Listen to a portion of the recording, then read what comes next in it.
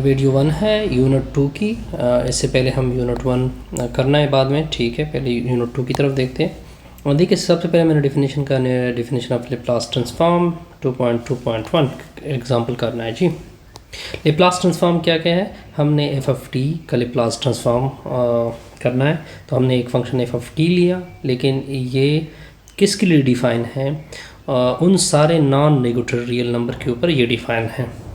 अब मैं इस एफ ऑफ टी का लेप्लास लेना चाहता हूँ, तो लेप्लास इसका क्या होता है, बेसिकली एक इम्प्रॉपर इंटीग्रल होता है। वो आपके सामने, इसका मैथमेटिक्स आपके सामने है कि ये लेप्लास इसका इसी फॉर्म में होगा, यानी L F of T 0 to infinity e to the power minus S T F of T D T. अच्छा, टी का तो हमें पता है। अब आते हैं एस के ऊपर। अब ये जो एस है, for the complex value of S, वो कम्प्लेक्स वैल्यू ऑफ एस लेंगे जिसके लिए ये इंटीग्रल क्या हो जाए, कन्वर्जेंट हो जाए। यानी नॉर्मली हम इसकी वैल्यू लेते हैं ग्रेटर देन 0 के लिए।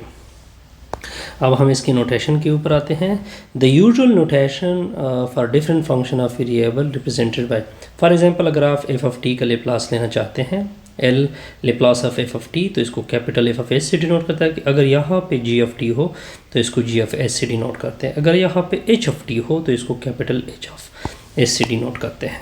ओके, अब सोल्यूशन देखिए, बड़ा आसान सा रिजल्ट है। अब हमने इसका लेप्लास फाइंड करना है।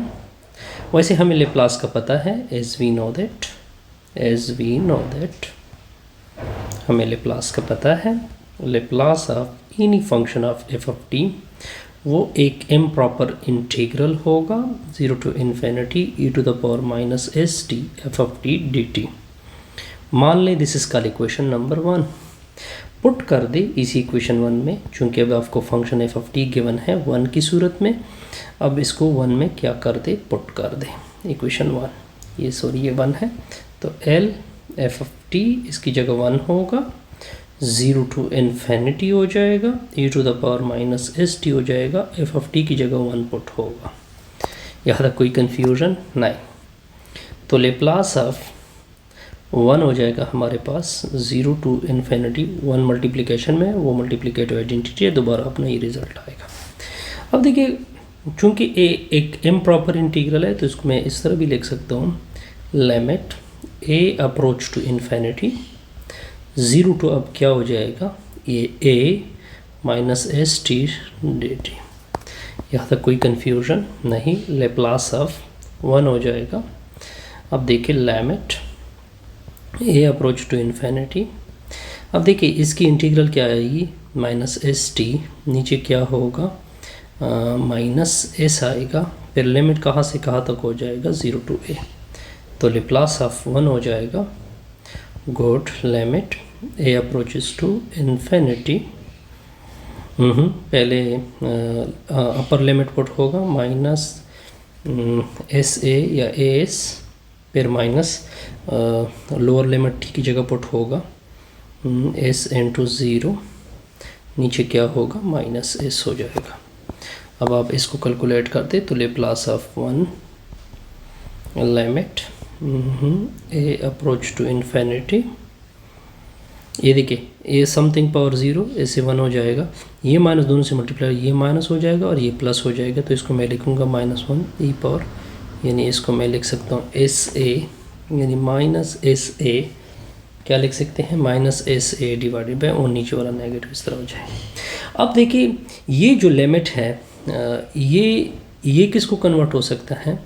अब इसकी तरफ आते हैं, द लिमिट, अब इसके मुतालिक मैं एक फ़िक्रा ले देता हूँ। The limit a approaches to infinity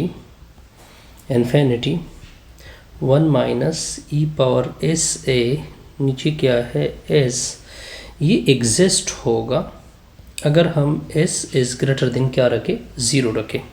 तो जैसे ही हम एस की ग्रेटर देन 0 रखेंगे, तो इसको मैं फिर शॉर्टली, तो इसका मतलब ये बनेगा, तो लिमिट, इसको मैं इस तरह भी लिख सकता हूँ। एक तो मैंने ये रीज़न दे दी, तो ये 1/s हो जाएगा, माइनस 1/s और e पावर माइनस एस ए हो जाएगा।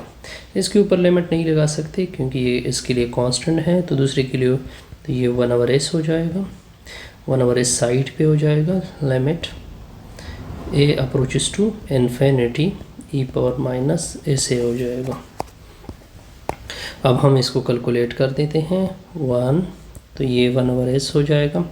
ये 0 को अप्रोच करेगा क्योंकि हम जब s ग्रेटर देन 0 रखेंगे तो ये भी इन्फिनिटी को, तो इससे माइनस इन्फिनिटी आएगी, माइनस इन्फिनिटी लेफ्ट में नीचे शिफ्ट होगा, तो इसका टोटल टर्म क्या हो जाएगा, यानी 1/s साइड पे 0, तो ये पूरा टर्म 0 हो जाएगा। तो लेप्लास ऑफ 1 किसके बराबर हो जाएगा, 1/s के बराबर। ये था अपना रिक्वायर्ड।